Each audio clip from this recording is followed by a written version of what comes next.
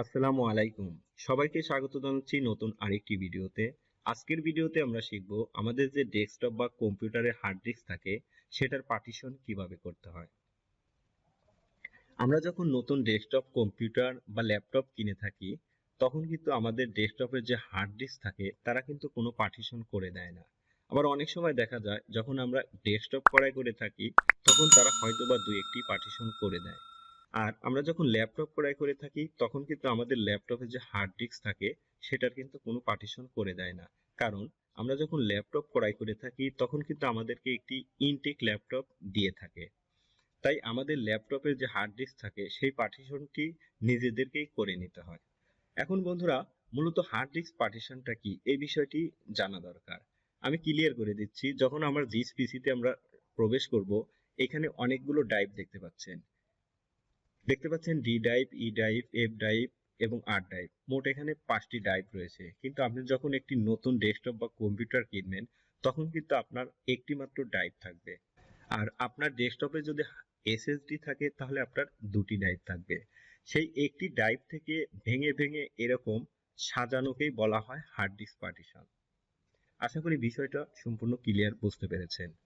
এই কাজটি কিভাবে করতে হয় এই বিষয়টি সম্পূর্ণ আপনাদের সঙ্গে আজ আলোচনা করব। সো বন্ধুরা, দেরি না করে চলুন মূল ভিডিওতে। আর তার আগে একটি রিকোয়েস্ট, আপনি যদি আমার চ্যানেলে নতুন হয়ে থাকেন তাহলে please hit the subscribe button. আর যদি অলরেডি সাবস্ক্রাইব করে থাকেন তাহলে আপনাকে অসংখ্য ধন্যবাদ।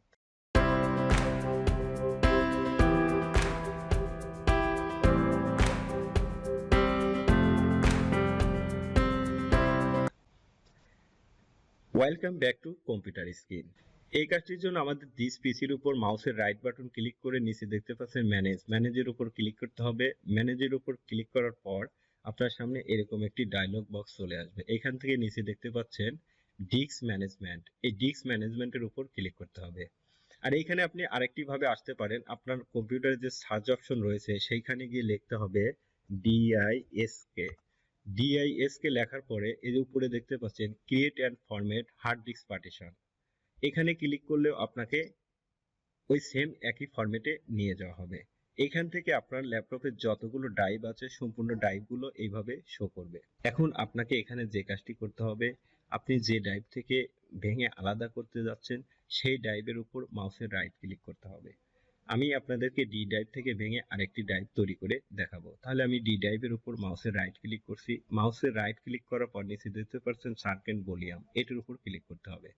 এটির উপর ক্লিক করার পর আপনার সামনে আরেকটি নতুন ডায়লগ বক্স ওপেন হবে। এখানে আপনাকে একটি বিষয় মনে রাখতে হবে, আমরা যত জিবি আলাদা করতে চাচ্ছি তত জিবিকে 1024 দিয়ে গুণ করতে হবে। কারণ আমরা জানি 1024 ইজিক্যাল টু 1 জিবি। তাহলে আমরা যদি 100 জিবি আলাদা করতে চাই তাহলে আমাদের কত এমবি সেটাই কনভার্ট করে নিতে হবে। তাহলে আমরা ক্যালকুলেটরটি ওপেন করছি। ওপেন করার পর বন্ধুরা, আমরা যদি 100 গুণন 1024 ইজিক্যাল টু দেই, এখানে দেখতে পাচ্ছেন এত এমবিতে আমাদের 100 জিবি কনভার্ট হবে। তাহলে এই ফিগারটি আপনাকে এইখানে লিখে দিতে হবে। তাহলে আমি লিখে দিচ্ছি।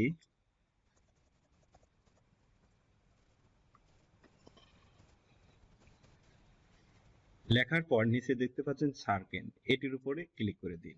এটির উপর ক্লিক করার পর আপনার একটি নতুন ভলিউম তৈরি হবে। এই যে বন্ধুরা, এখানে দেখতে পাচ্ছেন 100 জিবির একটি নতুন ভলিউম তৈরি হয়েছে। কিন্তু এটি কিন্তু এখনো কার্যকর হয়নি। এখানে আপনি কিন্তু এখনো কাজ করতে পারবেন না। এখানে আমি আপনাদেরকে দেখিয়ে দিচ্ছি যে আমরা যদি আমাদের পিসি ওপেন করি, আপনারা দেখতে পাচ্ছেন আমার যে আগের 5টি ড্রাইভ ছিল সেই 5টি কিন্তু রয়েছে। তাহলে আমাদের নতুন ড্রাইভটির কে আরেকটু কাজ করতে হবে। সেই কাজটির জন্য আমাদের যেতে হবে যে নতুন ভলিউমটি যে স্পেস তৈরি হয়েছে সেটির উপরে এখন মাউসের রাইট ক্লিক করতে হবে। রাইট ক্লিক করার পরে নিচে দেখতে পাচ্ছেন নিউ সিম্পল ভলিউম, এটির উপর ক্লিক করতে হবে। এই নিউ সিম্পল ভলিউমের উপর ক্লিক করার পর এখানে নিতে হবে নেক্সট, নেক্সট, নেক্সট। এইখানে উপরে দেখতে পাচ্ছেন নিউ ভলিউম, আপনি এখানে আপনার ভলিউমের নামটিও দিয়ে দিতে পারেন। বন্ধুরা, আমি দিয়ে দিচ্ছি রবি 2, তারপরে দিয়ে দিচ্ছি নেক্সট, তারপরে ফিনিশ। একটু সময় নিচ্ছে। এই যে বন্ধুরা দেখতে পাচ্ছেন রবি 2 নামে 1000 জিবি একটি ড্রাইভ ওপেন হয়েছে। আমি যদি আপনাদেরকে আরেকটু ক্লিয়ার করে দেই, আমরা যদি দিস পিসিতে চলে যাই,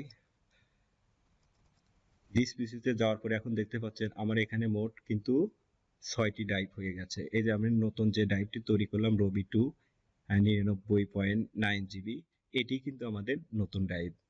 এখন আমরা যদি এই ড্রাইভটিকে আবার পূর্বের জায়গায় ফিরিয়ে নিয়ে যেতে চাই তাহলে কি করতে হবে সে বিষয়টিও আমি আপনাদেরকে ক্লিয়ার করে দিচ্ছি।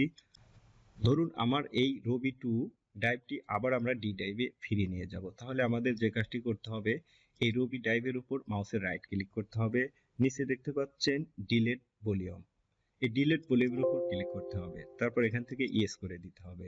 ইয়েস করে দেওয়ার পরে এটি দেখেন একটি খালি স্পেস হয়ে গেছে।